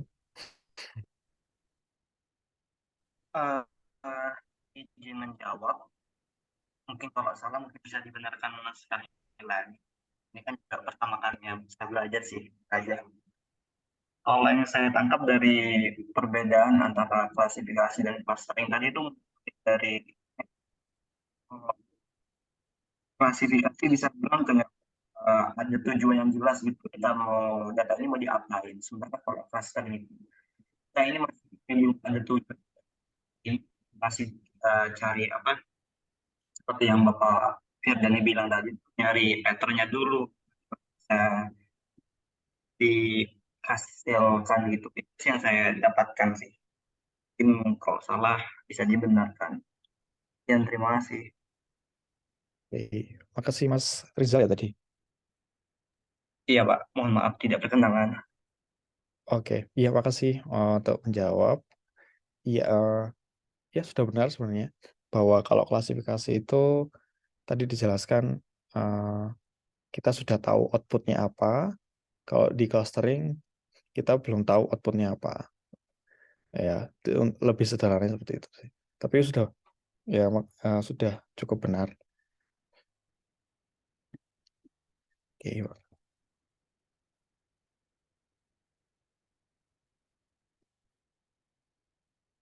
oke, mungkin ada yang mau menjawab.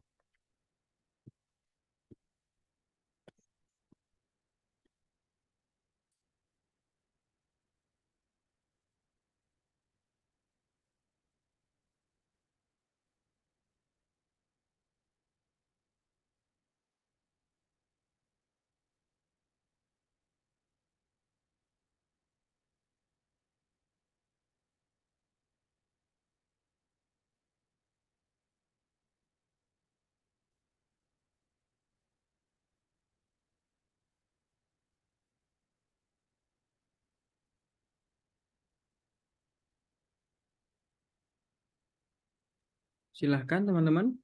Adakah yang mau menjawab? Oke. Rizal masih masih on kan? Ya, masih on, Pak. Tunjuk temanmu satu dong. Oh, itu ada yang tapi ada yang bertanya, Pak. Oh ya sudah. Riki Dwi Setiawan, Pak, ada pertanyaan. Bisakah Bapak memberi gambaran tentang advance score, recall, dan support, dan juga nilai-nilai yang ada di dalamnya? Monggo. Oke, saya coba recall dulu ya informasinya.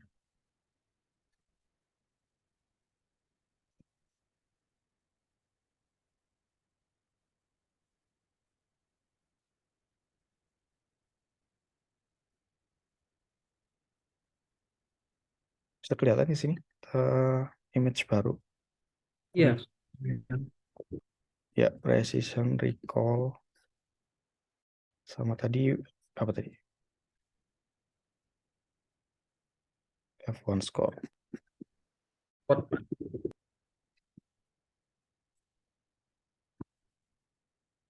Oh ini.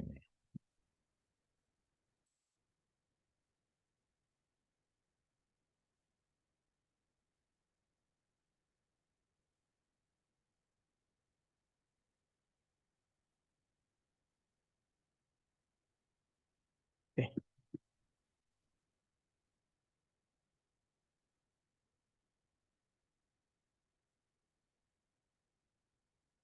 Oke, bisa kelihatan. Eh, Kayak ada tabel di slide. Ya, sudah terlihat, Pak. Oke, tadi yang menanyakan tentang F1 score ya. Kalau ini sebenarnya tabel hampir digunakan di setiap testing performance atau evaluation. Nah, contoh penggunaannya F1 score itu kembali lagi ke use case-nya. Apa sih yang mau dipakai menggunakan F1 score? Kalau mungkin agak terlalu kompleks ya untuk menjelaskan F1 score. Mungkin kita coba di yang lebih mudah dulu, di apa namanya, penggunaan akurasi, terus precision dan recall. Di sini akurasi ada istilahnya namanya TP/NTN, true positif ditambah true negatif, terus dibagi positif plus negatif. Kayak kita bisa simulasikan kalau misal penggunaan akurasi ini true positifnya ya tadi kayak 70 true positif, kemudian negatif 30, terus dibagi positif sama negatif. Positif sama negatif ini biasanya didapatkan nilainya dari hasil akurasi dari machine learning modelnya atau klasifikasi modelnya. Ya kayak kita umpamakan mungkin positifnya di model kita itu 80, terus 20 ternyata dapat negatif. Nah, yang true positif, true negatif ini kayak eh, apa ya, ground truth gitu loh, source truth. Kayak yang benar di dalam data kita. Terus yang positif dan negatif ini kayak hasil dari model klasifikasi kita. Nah, misal ya kita hitung aja di sini 70 tambah 20 dibagi 80. 80 kurangi ya, 80. Kalau ini hasilnya berarti 100. 100 bagi 100. Berarti di sini model kita itu kayak 100% benar. 100% benar. Nah, kalau misalnya kita rubah positifnya gimana ya? Aku agak lupa ya.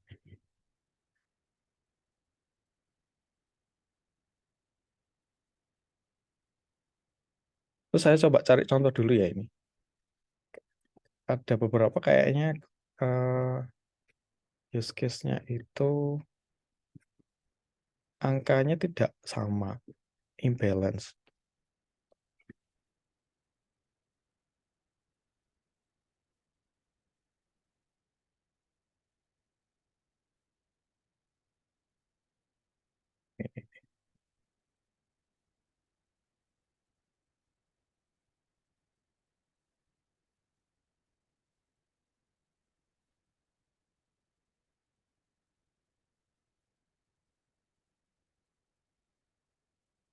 Oh, ini salah ini. Apa namanya? Rumus dari akurasinya. Yang benar itu ada true positif ditambah true negatif dibagi true positif negatif positif ditambah false negatif.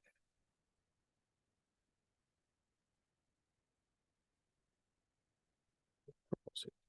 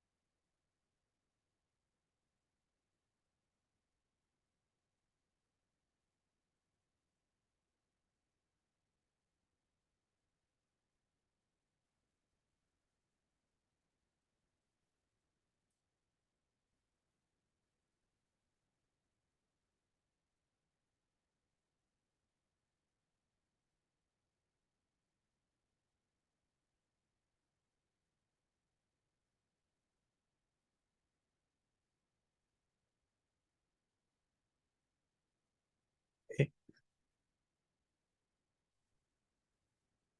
Oke, baik. Ini ya, saya coba pecahkan kalau misal contoh di akurasi. Jadi misal di sini saya punya 200 data, sorry, 150 data. Kemudian 150 data ini yang terprediksi benar itu di true positif sama true negatif. Jadi ada 100 data itu sebenarnya 80 sama 20. Jadi aku punya true positifnya 80, true negatifnya 20.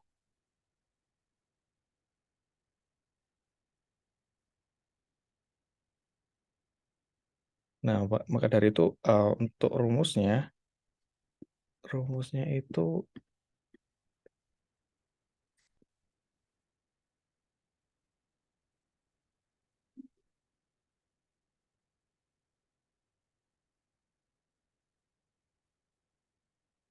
ini. Jadi true positif ditambah true negatif dibagi true positif ditambah true negatif, dua yang sama, ditambah ada namanya false positif sama false negatif. Jadi total data kita tuh ternyata 150 total data. Terus yang terprediksi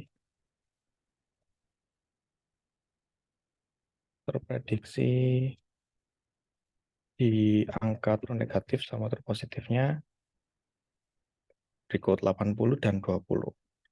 Kemudian ada false positif sama false negatif, di mana false positif sama false negatif ini istilahnya dia harusnya diprediksi sebagai true positif. Tapi ternyata dia itu di model kita dilihat sebagai false positif. Nah, berarti salah. Jadi kayak apa namanya? Prediksi yang salah. False positif sama false negatif. Yang harusnya dia, oh sorry, kebalik. True positif harusnya dia di angkanya true positif. Misal saya punya output harusnya angkanya 1 nih. Kemudian diprediksi sebagai 0. Nah, itu dia masuknya false negatif. Nah, kalau false positif, misal 0 itu kita nyatakan sebagai negatif, true negatif ya. Jadi angka 1 adalah true positif, angka true negatif itu adalah 0. Nah, misal di model kita ada eh, ternyata satu record yang harusnya dia diprediksi sebagai true positif atau angka 1. Nah, ternyata di sistem kita diprediksi sebagai eh, 0 atau false negatif. Nah, di sini eh, jadi ada salah ya. Jadi misal angkanya harusnya 1, ternyata di sistem kita di angka tersebut menjadi 0 diprediksi hasil dari model klasifikasi kita. Nah, 0 tadi yang dianggap salah yang harusnya 1 itu namanya false negatif. Jadi angka sebenarnya harusnya 1 sama dengan positif, tapi diprediksi dengan klasifikasi model itu 0. Nah, 0 ini sama dengan false negatif. Karena dia harusnya 1 kan. Tapi 0 ini kita anggap sebagai false negatif. Berikut sebaliknya juga, misal angka sebenarnya 0 sama dengan true negatif, tapi diprediksi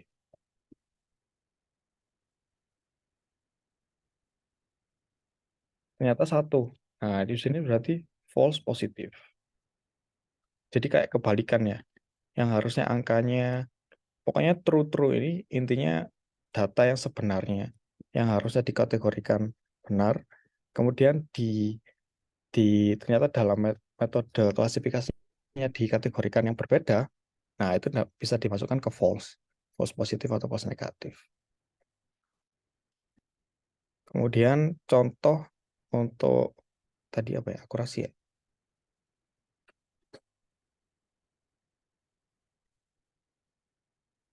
F1 score.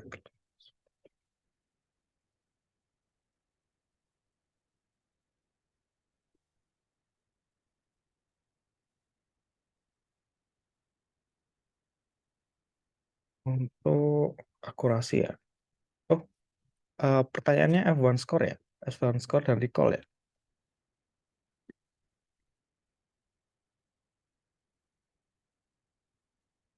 F1 score dan recall.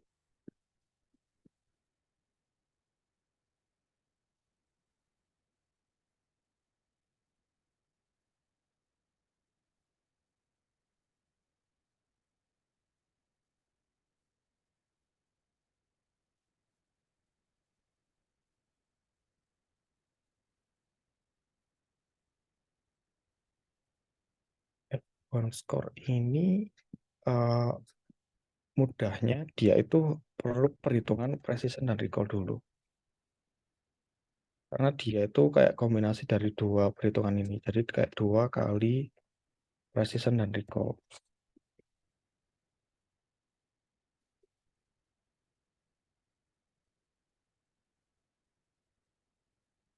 Ini rumusnya.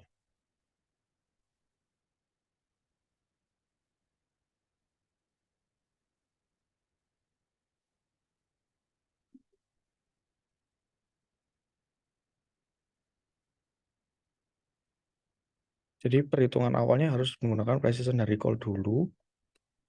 Konteksnya untuk precision itu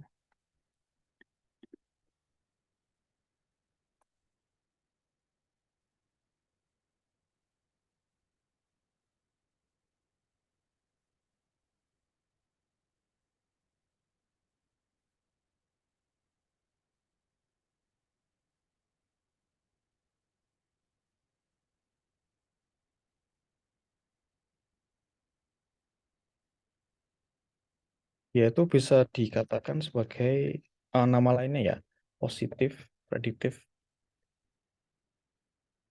value atau PPV.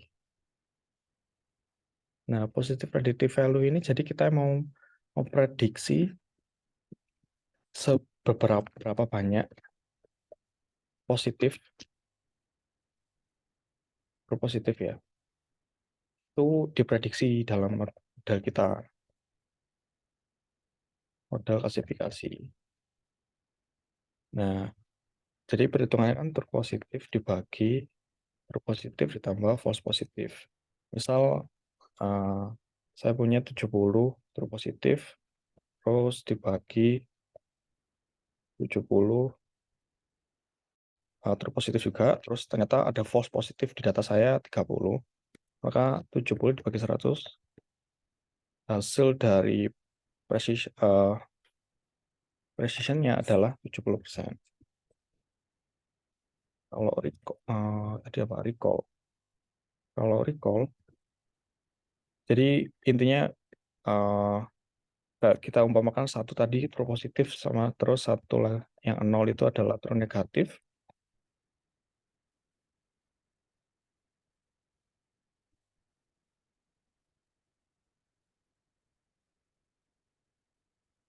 Dan satu true positif. Nah, kemudian recall-nya, kalau recall itu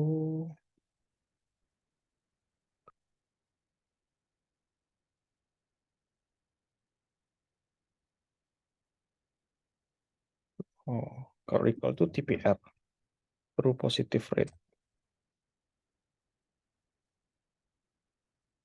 Kayak dilihat dari grafik tadi ya.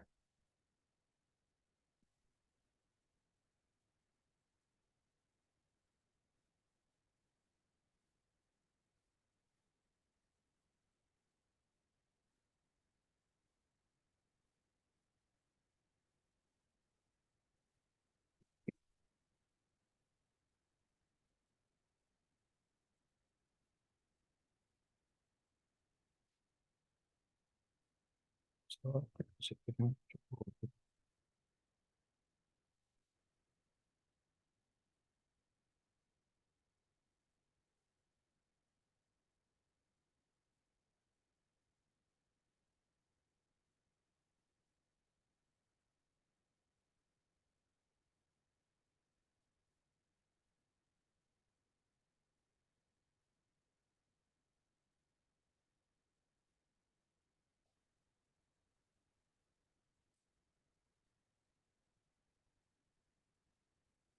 Oke.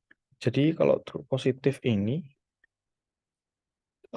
the recall ini penggunaannya, misal di dalam dataset kita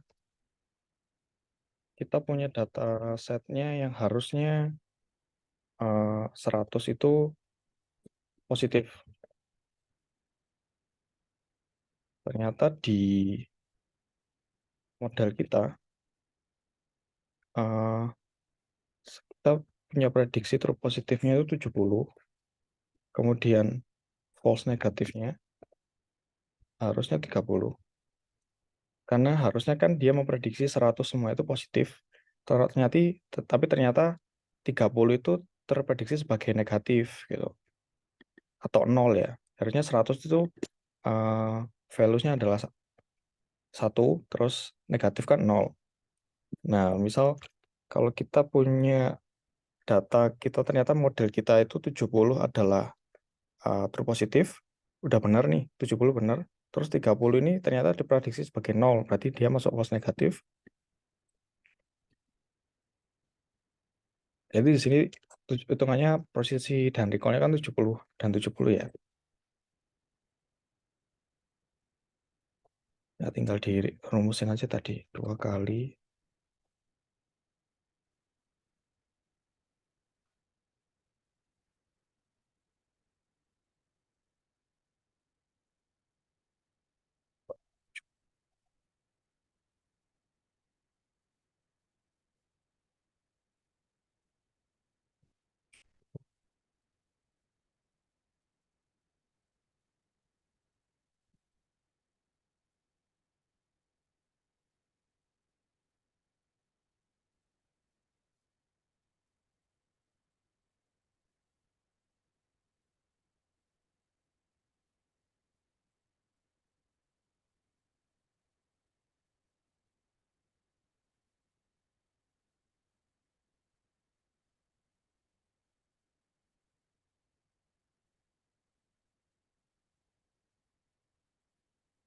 Ini nomor recall 140.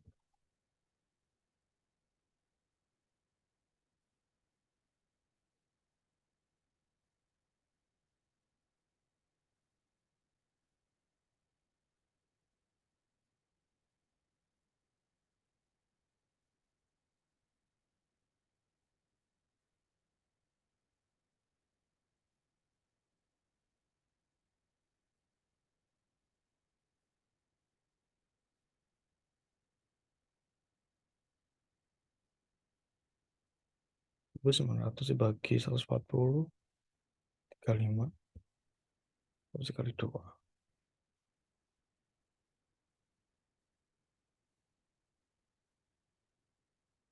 Itu total 70.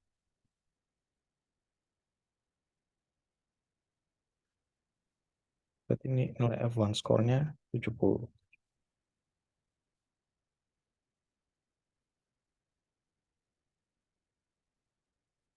Mungkin untuk use case-nya, nanti penggunaannya F1 score, kemudian precision dan recall, di pertemuan selanjutnya mungkin saya nanti bantu ya. Dalam use case-nya itu sebenarnya digunakan untuk apa. Tapi pada intinya itu kalau misal poinnya di positif sama negatif. Jadi misal kita punya dua klasifikasi, positif sama negatif gitu. 1 atau 0, kemudian kita bisa mencari mana nih yang mau dititik beratkan. Dititik beratkan itu artinya di precision atau recall-nya. Kayak misal kita punya use case true positive rate. Nah, contoh kalau di kesehatan yang dititik beratkan misal kita pengen recall-nya itu tinggi. Jadi positif, kita gampang untuk menilai suatu data itu ke positif gitu. Nah, kita harus lihat dari recall-nya. Kalau nilai recall-nya tinggi, itu berarti yang paling bagus. Contoh, kenapa kita pengen true positive, apa namanya, positive rate-nya itu tinggi. Misal dalam pendeteksian cancer. Semisal kita punya data pasien, heart rate mereka, semisal pasien tersebut sudah di dalam hospital nih. Di dalam hospital, terus kemudian kita punya data heart rate dari si pasien tersebut. Jadi kita monitoring terus data dari pasien tersebut, heart rate-nya tersebut. Nah, ada di titik di mana heart rate itu diprediksi dalam mungkin 10 menit ke depan, heart rate-nya akan naik. Nah, itu kan jadi masalah untuk siapa namanya pasiennya. Jadi misal kalau kita pengen dapat recall-nya tinggi dalam model kita pengen gampang, dalam 10 menit ke depan nih, dia kemungkinan positif heart rate-nya untuk naik lebih tinggi gitu. Heart rate-nya untuk memicu dia terkena serangan jantung atau enggak itu lebih tinggi. Nah, kita nyari recall model kita lebih bagus daripada apa namanya perhitungan evaluasi yang lain. Nah, karena kenapa? Karena kenapa kita milih recall-nya lebih tinggi? Karena dengan hal itu kita dapat mencegah si pasien itu dapat serangan jantung. Salah satunya seperti itu. Jadi kalau misal kita nggak gampang nih model kita melihat bahwa ini dalam 10 menit ke depan bisa dapat kemungkinan serangan jantung. Nah, di situ ada tingkat kita dapat mencegah prevalensi gitu dari model kita yang kita punya. Karena kita punya data heart rate, kemudian kita bisa prediksi kayak per 10 menit model kita jalan, terus melihat kemungkinan dalam per 10 menit ini dia ada kemungkinan serangan jantung apa enggak. Nah, kita bisa ngasih alert sebelum 10 menit itu terjadi ke nurse-nya, ke dokternya atau apa bahwa ini ada kemungkinan dalam 10 menit ke depan apa namanya si pasien ini bisa terkena jantung. Meskipun kita nggak tahu nih bakalan itu terjadi benar atau enggak, tapi modal kita gampang menilai hal itu bisa kemungkinan terdapat risk untuk terkena serangan jantung. Itu salah satu kenapa recall itu penting. Nah, kalau ya jadi kayak kita gampang nge-rate bahwa ini kemungkinan gampang terkena serangan jantung kayak misal gitu. Jadi salah satunya gitu kalau di recall. Ya mungkin nanti ke depannya nanti saya kasih beberapa contoh ya yang mungkin relevansinya bisa dilihat di apa namanya beberapa use case yang bisa kita pakai untuk melihat metode evaluasi mana yang cocok yang bisa diterapkan sesuai dengan use case. Gitu. Oke, ada yang ingin ditanyakan lagi? Oke, baik. Mungkin ada yang ditanyakan lagi, Rek. Silahkan. Kita masih ada sekitar 12 menit ya dengan Pak Dani. Kita sharing-sharing aja ya. Mhm. Jadi Atau berkaitan dengan proyeknya juga boleh ya. Kebetulan ini Pak, kalau teman-teman di workshop sistem cerdas itu sudah dibagi satu case study dari Bapak Ibu dosen masing-masing terkait dengan AI. Kalau ingin konsultasi juga boleh, monggo di kesempatan ini juga bisa disampaikan ya. mm-mm. Ya mungkin saya ya kalau bisa saya membantu beberapa use case-nya. Ya mungkin banyak kan anu sih emang apa namanya pemahaman matematikanya sih kalau di machine learning itu. Kadang juga saya agak apa namanya ke ke switch gitu. Oh ini harusnya jelasin akurasi ternyata yang jelasin recall kayak gitu. Karena terlalu banyak hitungan matematikanya. Benar Pak, karena kan kita kan basicnya teknik ya Pak, jadi nggak dalam di matematiknya mungkin. Oh iya, kita jalanin aja, ngeran modelnya aja. Iya, benar sekali.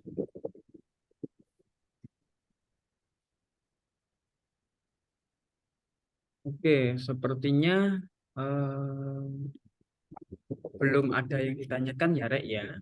Mohon izin, apakah sudah selesai Pak materinya? Ya, saya rasa sudah Pak. Ya, sudah.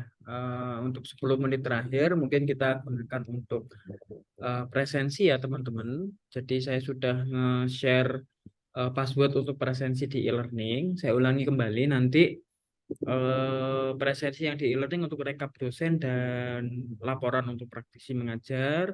Sedangkan teman-teman harus hadir ya. Kalau yang reguler dan internasional hari Senin jam 7 sampai jam 9 Anda presensi di kertas saja untuk direkap untuk dimasukkan ke dalam SIM online oleh UPK. Untuk yang Bondowoso nanti sebenarnya hari Selasa, kebetulan hari Selasa saya berhalangan hadir ke Bondowoso. Jadi sekalian hari Rabu saja, nanti sekitar jam 10 nanti tanda tangan saja, datang ke kampus hanya untuk tanda tangan saja. Terus masih ada waktu 10 menit, saya ingatkan kembali, silakan presensi ya di e-learning ya bagi yang belum. Kita gunakan untuk foto sesi terakhir ya, sesi 10 menit sebelum kelas berakhir. Silakan teman-teman yang belum on cam bisa diaktifkan ya teman-teman. Hanya untuk dokumentasi saja. Silakan. Sahrul Ramadanto ini kayaknya di kafe ya.